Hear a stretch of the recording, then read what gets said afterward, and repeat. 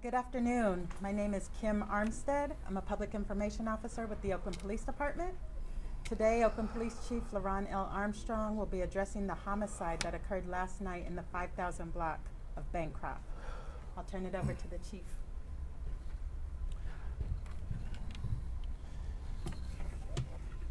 So just like I do at every press conference, unfortunately, 3 days ago, I believe it was, I had a press conference and we took 106 seconds for 106 victims.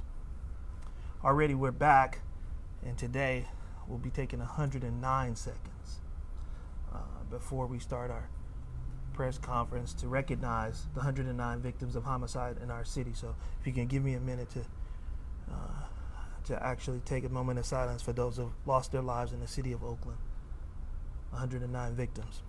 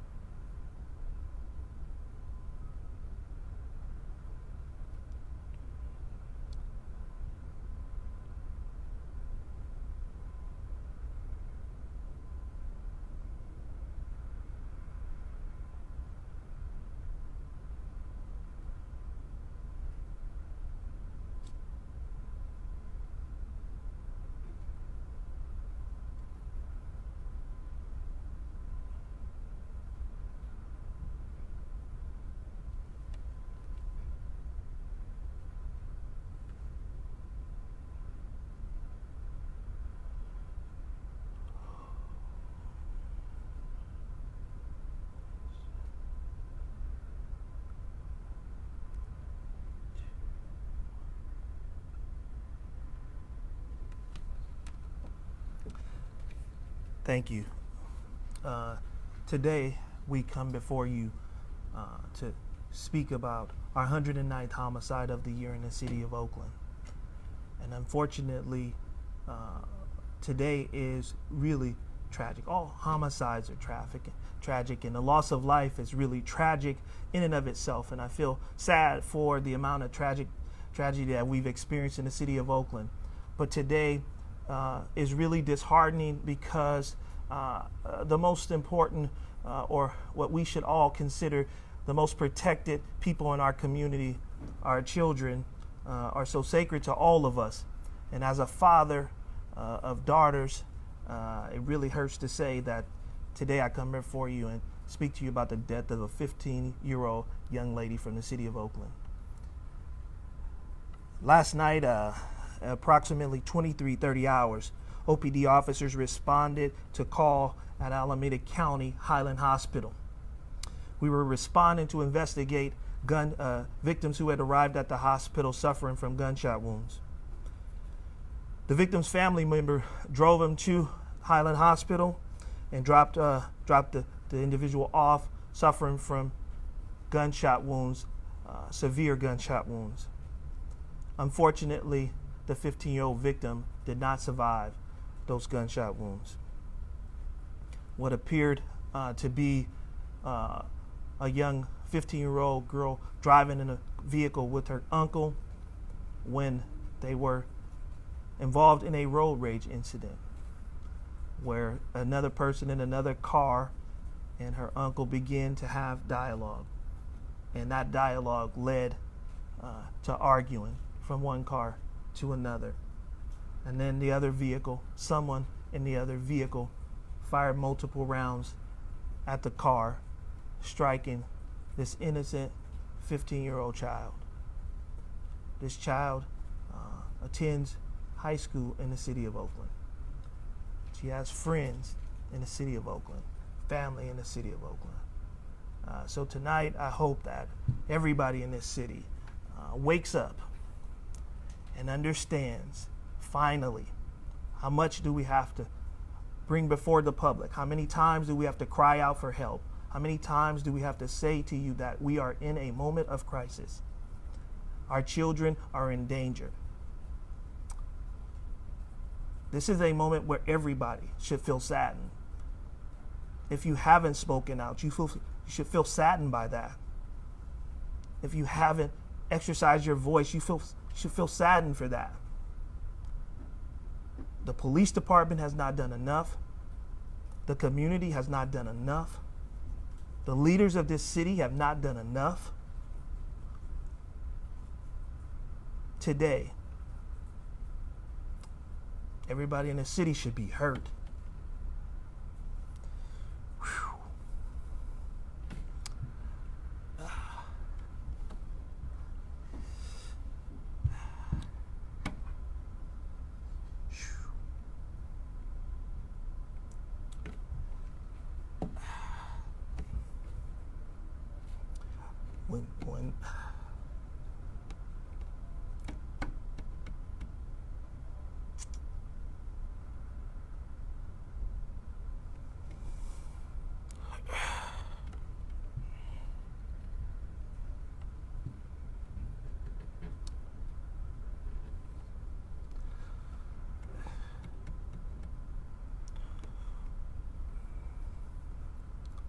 When you have children, you understand. You understand when your kids leave home, you expect them to return safe. And so, in this moment, obviously, I feel the pain. I'm sure our entire community feels the pain. But let this be a calling to all of us. That we have to do something. We have to come together as a community to keep our children safe, to keep everybody within our community safe from the gun violence that all of us are being impacted by. I also this morning received an email from a community member. I receive emails very frequently from community members asking me what am I going to do to address gun violence in the city of Oakland. But this email today was unique. It was from a mother, a single mother with children, who actually included in that email, she included an audio of what she experienced last night, not related to the homicide, of what it was like for her and her children last night in East Oakland. That audio tape that she played showed 55 rounds being fired right in front of her home. And she told me in her email how much she was afraid. And in that moment, when I listened to that email, I clearly could see the fear that her and her family was experiencing and why. It's unfortunate because she called and we weren't available to get there as soon as we could. But this is just one story of many that are being traumatized by the violence in this community. I plead with the members of this community to come together.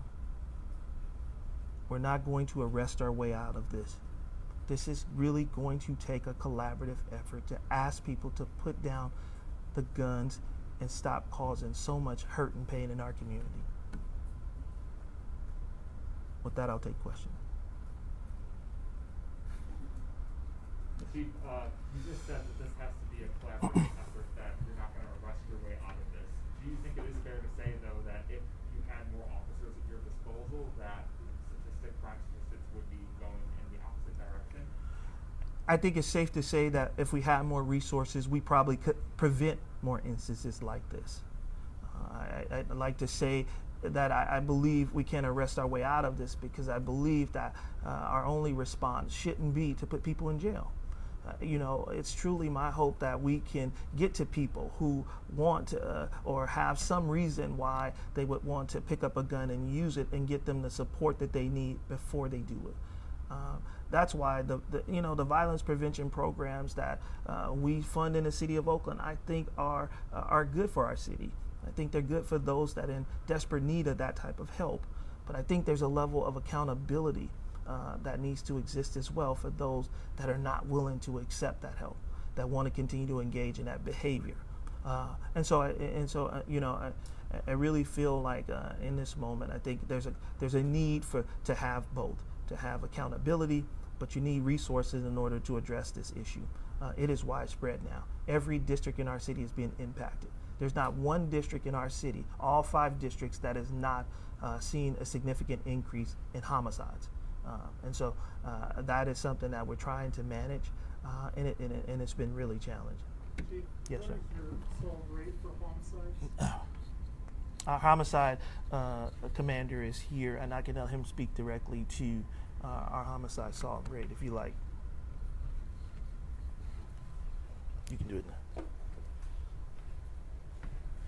So we had just last night, or actually this afternoon, we had double homicide charge, and so our numbers are obviously changing every day.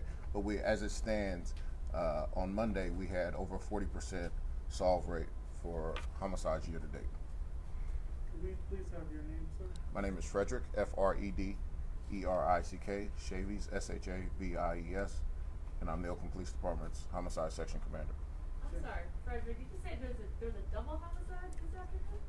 There was a charging of a double homicide that had occurred in September. The suspect was arrested and charged with that crime. So we're still at 109 homicides. Yes. Any details about this car involved in this shooting? What you need to be on the lookout for? Do you have any suspects? We don't have any leads on suspects. We have a slight description of a car as an Acura. We are working diligently. Our investigators are going back out, around the clock now, looking for additional video that might help us identify that vehicle. Typically, we would hold on to the video when we do retrieve it. Once, in this case, this is critically important that we get that video out to the public as soon as we can. So as soon as we have that video in our hands, we will be releasing it to the public and asking for the public's help in identifying that vehicle.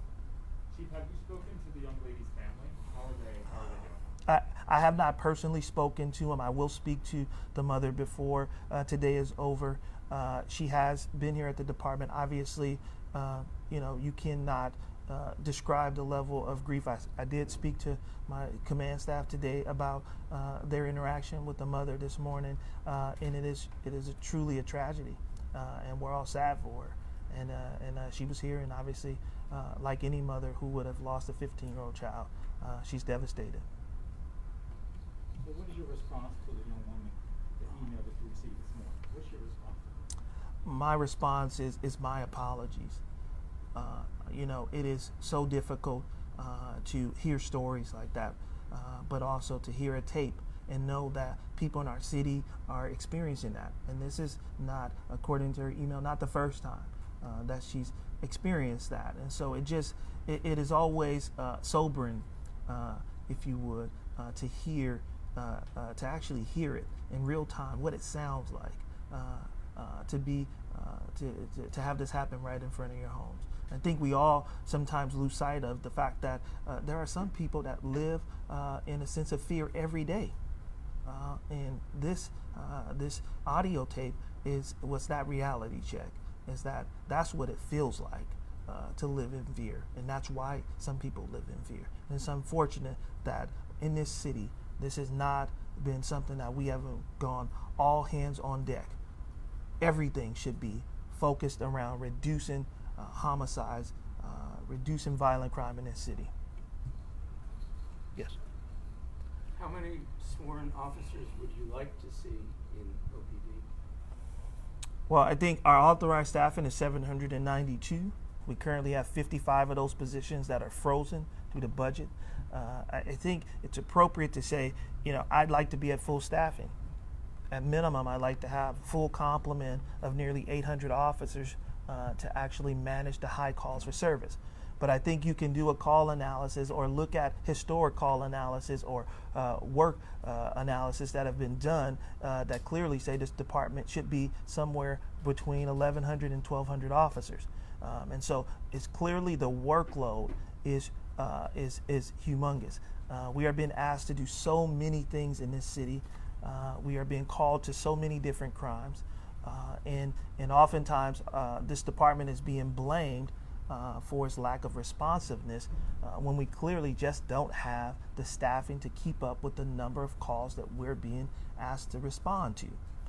I keep saying that it's just a math equation. If you don't have enough officers to respond to over 1,500, between 1,500 and 2,000 calls a day, when you only have 105 officers being deployed every day, you can clearly see that you're not going to be able to manage that call load.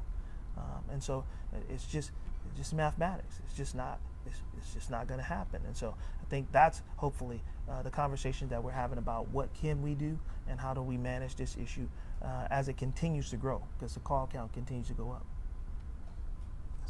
Well, in addition to the violence prevention programs that exist, what is OPD doing to build trust within the community, especially if you're calling on the community to help put an end to this violence? Yeah, I've been doing a series called Conversations Towards Solutions. I've committed to go into every single beat in the city of Oakland. And we have 35 beats. So far, I've been to 17 meetings throughout this city.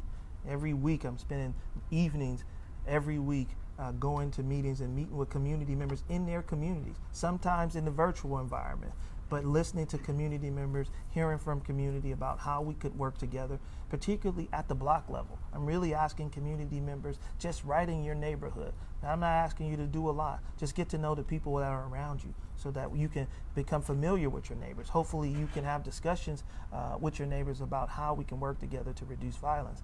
So it really is my effort to go in and go right where the community is. And so that's my effort, and I'll continue to meet with every single beat in this city. We have time for one last question, so if there's someone who hasn't asked a question, go ahead and Chief, I spoke to Councilmember LeRonne Taylor, and he says there have been investments when it comes to public safety, whether it's the macro program and just recently the new police academy, but they're going to take time for us to see those tangible results. So going forward, we're now tied up with last year's homicide numbers. What's going to happen between now and the end of the year? How do you see things improving? Are we going to see any improvements when it comes to public safety? We'll continue to do everything we can at the police department. I'll leverage every resource that we have. I've pulled officers from behind the desk and put them out into the streets. I've had to move and collapse investigative units to move investigators over to our homicide section because of the high number of homicides. I think this idea of down the road, right, that you hear many people speak to. This is what things are going to look like in a year when these resources start to actually take shape, if you would. I think that's an insufficient response for community. Community needs help right now. We don't have time to wait. 5 homicides in 7 days. That's what we've seen. That's clearly showing us that every day that goes by, there's a potential for somebody to lose their life in this city. We have no time to wait for a program that for next year, next month, next week. We need help now. And so I think any response that I hear, that response needs to be about immediate support right now on the ground, organizing. And I'm not talking about just giving this department money. I'm talking about community organizing. I'm talking about standing up for safety in this city. This is not the chief asking for more police officers. I just want help. And that help can be in the form of violence prevention. That help can be in the form of community. I'm just asking for everybody to step up and do their part. It's not just a police issue. It's just a community issue. Violence is a community's issue. And so we are just a part of that response. Right now, everybody needs to step up. And this is not about politics, or this is not about budgets. This is about saving lives. That's what this is about. I hope we can all rally behind saving lives. I think that should be the most important thing we do, is save lives. And so that's what I'm committed to. And And as many times as it take, I will come before you and make sure they hear it. All right. Thank you.